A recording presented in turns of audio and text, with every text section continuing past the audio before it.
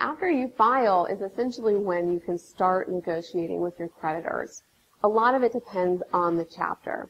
A Chapter 7 moves very quickly. Unless there's some issue, you can be in and out of the Chapter 7 in 6 months. Again, in a Chapter 7, as soon as you file, a trustee is assigned. They figure out what are your exempt assets and what are not. They move pretty quickly through the process of selling those assets. And then once that's done, you get a discharge. With a Chapter 13 and also with an 11, you get into a plan process where you're figuring out a plan. With the Chapter 13, the trustee is somewhat involved with the plan. With the Chapter 11, there is no trustee, so the plan is really up to the debtor. But at that point, it becomes a more comprehensive process where you are kind of working with your creditors about what that final plan treatment is going to look like.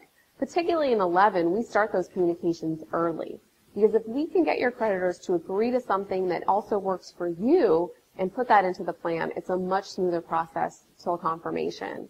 The other thing that happens, and this happens in every chapter of bankruptcy, is as soon as you file that petition, you're assigned a 341 meeting of the creditors date.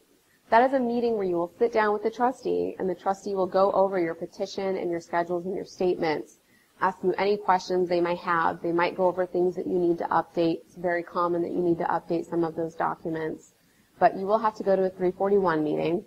It can be a little uncomfortable. It's a meeting under oath. And so sometimes, and they're asking you questions, so it can be uncomfortable. But I think having an attorney there with you can make you feel a lot more confident and can also really prepare you for that process.